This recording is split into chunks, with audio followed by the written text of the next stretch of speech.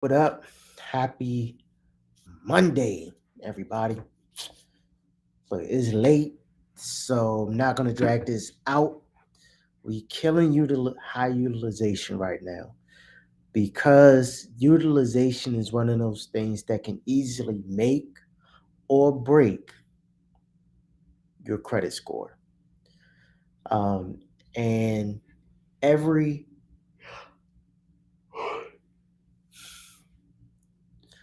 every once you're over 30%, every 10% over 30% drops your score about 20 to 50 points.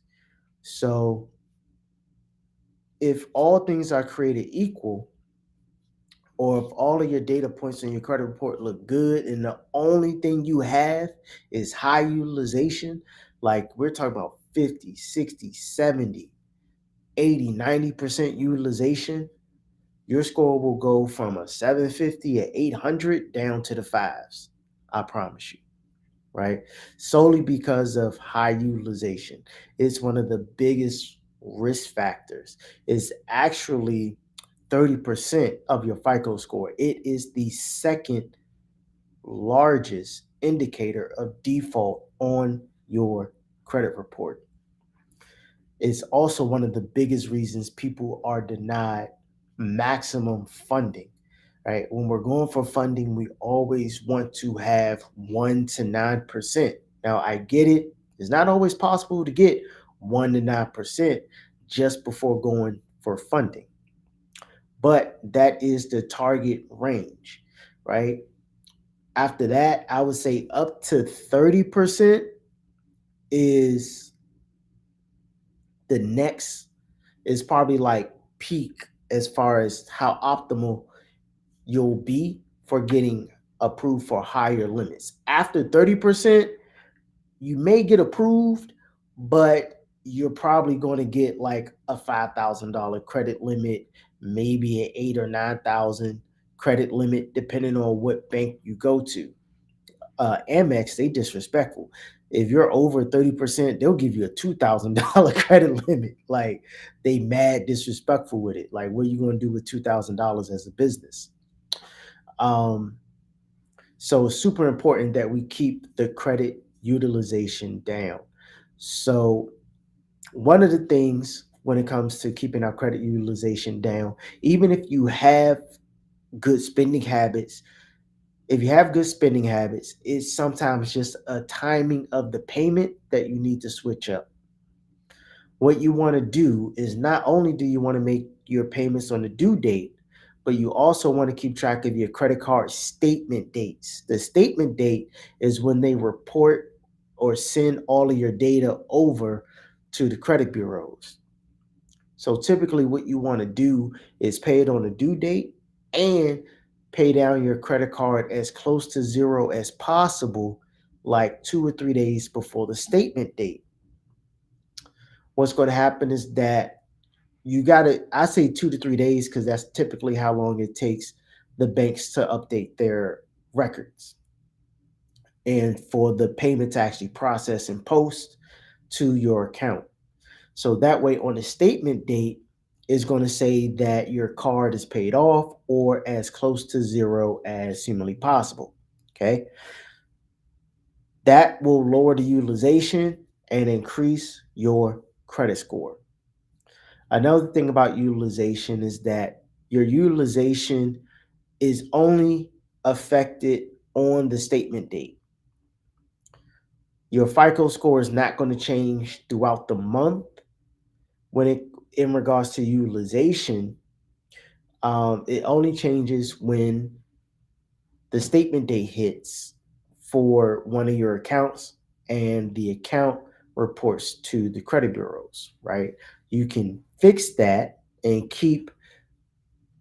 you can help control your FICO score even more simply by changing your due dates. So your due date and your statement date are tethered to one another, right? They're attached to one another. So when you change your due date, that's also going to change the statement date. So a trick that I like to do is I'll make all my due dates the same day. That way, I know for a fact that my FICO score is literally only going to report once a month because all my due dates are the same day. All my due dates be like the 15th. So I know that if all my due dates are on the 15th, that means like the 16th to like the 21st is when all of my utilization is going to be reported. So I already know, cool, if I just pay everything off on the 15th, I'm just going to chill on my credit cards for like the rest of that week, right? And that way, boom, when it's when the statement date come, is going to show that all these cards are at zero, or all of the cards except one card is at zero. Okay, super easy method to use. The other thing we want to do is, let's say you currently have high utilization. Let's say you're over 30%. If you're fifth, if you're 30 to like 60%, you can still qualify for personal loans or debt consolidation loans. Some of those are like Meet Tally, a personal loan from a credit union. There's another company called Happy Money, or you can get some kind of HELOC, right? Those you can use to consolidate your credit card debt and pay off your credit cards. When you do that, when you pay off your credit card, your score is going to go up, especially when you use a loan, because loans are not calculated into your credit utilization.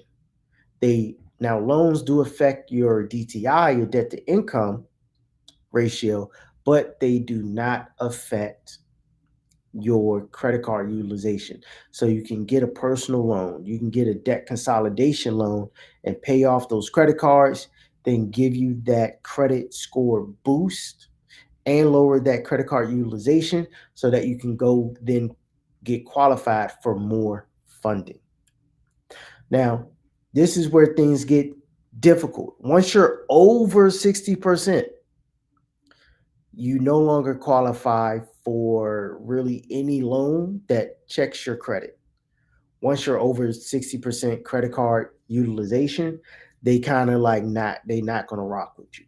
Like on a grand scale, they're not gonna rock with you. That's when over 60% is when you have to start going for our alternative types of lending, right? These are the less favorable ones, depending on how much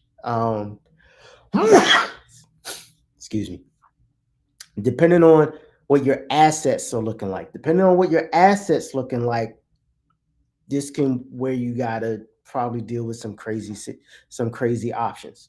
So over 60%, you may have to get a title loan and then use the title loan to pay down your credit card. You may have to get a cash advance, use the cash advance to pay down your credit cards, right? That's if you don't have really any kind of assets. If you don't have any homes with equity, you don't have any like insurances or retirement accounts, anything like that, you may have to go those type of routes: title loans, cash advances, payday loans. You may have to use those, and even pawn shop loans, stuff like that. You may have to use that to pay down a credit card so that you can bring down that utilization so you can qualify for more funding, right? That's we gotta sometimes you gotta do what you gotta do. Rob Peter, pay for Paul for the greater good, right? You gotta get creative out here with some of these things. But with those type of loans,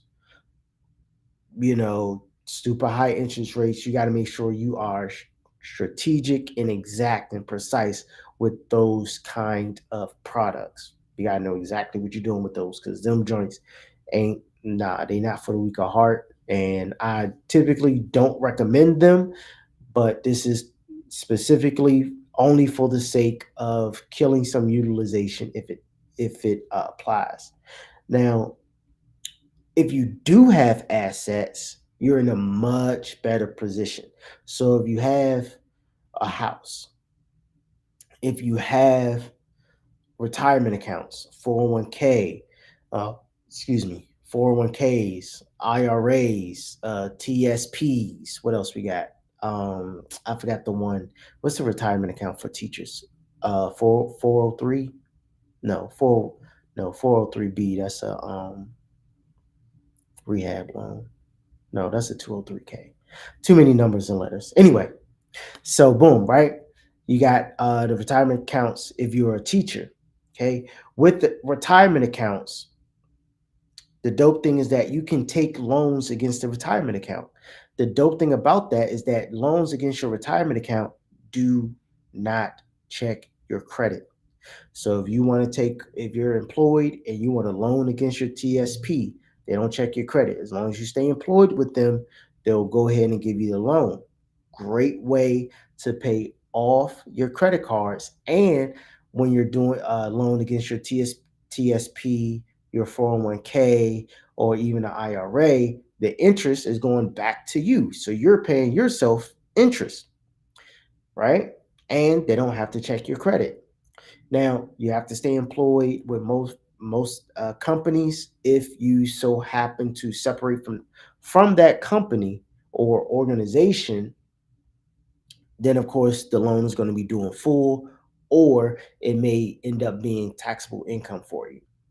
But you did pay off your credit cards and you lowered your utilization without anybody checking your credit score. Amazing. Next is if you have a portfolio.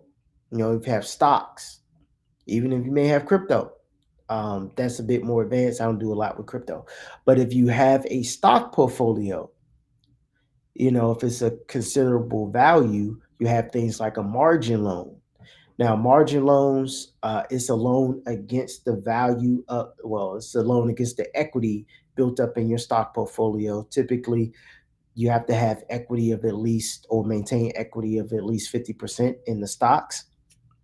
But then you're able to borrow against that portfolio. The money goes straight into your account. This is another great play because there are no credit checks for this type of product, right? I love no credit check loans. These are asset backed loans. So the dope thing about this worst case scenario, if you don't pay the loan back, they cash out your stocks and take the stock. That's what's going to happen. Worst case scenario. But it doesn't show up on your credit report and no one runs your credit for you to get this margin loan, right? Of course, you got to pay interest as you pay back the margin loan. So yeah, just be aware of that. The other thing is you can take out if your stock portfolio is $100,000 or more, you can get a portfolio line of credit that you can then use to pay off your credit cards. Portfolio line of credit, same thing. It is a line of credit based on the value of your stock. Most lines of credit are they will allow you to do like maybe up to 70% of the value of your portfolio. So if it's 100K, you can get 70. Take that 70, do what you need to do, pay off those credit cards, get access to more funding, keep the ball rolling, keep growing, keep scaling, keep doing your thing. Portfolio lines of credit are fucking amazing because one, interest rates, dumb low, dumb low, dumb low, like single digits low, stupid, stupid. Also, no credit check. Also, they don't report to your credit report at all. Now, if things go south, then of course you potentially blew up your account and they take all of your stocks, or at least cash out enough of the stock in order to cover the amount that you borrowed. So always keep that in mind, right? These are these would be for if you're over 60% and you have access to those type of assets. Okay. Now there are some other alternative loans that you may be able to take a loan against, like your house, but typically those they're still going to run your credit, and if you are over 60%, you still don't really qualify for them, right? So let me know if this helped y'all. So if you're 30 to 50% credit card utilization, you can still qualify for debt consolidation loans, happy money, meet tally, personal loans from your credit union. Okay. I would say 60% and above, you want to go for loans that don't check your credit. And these are typically going to be loans. If you don't have any assets, it's going to be the crappy loans. Just to recap, it's going to be the crappy ones. Title loans, payday loans, cash advances, right? If you have assets, if you have a retirement account, you can borrow against your retirement account and then use that money to pay off the credit cards. If you have a stock portfolio, you can do a margin loan or you can get a portfolio line of credit. These do not check your credit because they're backed by what's in your stock portfolio. In worst case scenario, you don't pay them back, they take your stock and close your account. So be aware of that. All right. These are the ways that you can kill high utilization. Let me know if it was helpful. These are just some things we're going to be covering Friday, November 17th at 7 p.m. Y'all tap in with me. We're going to be going through a whole credit repair training.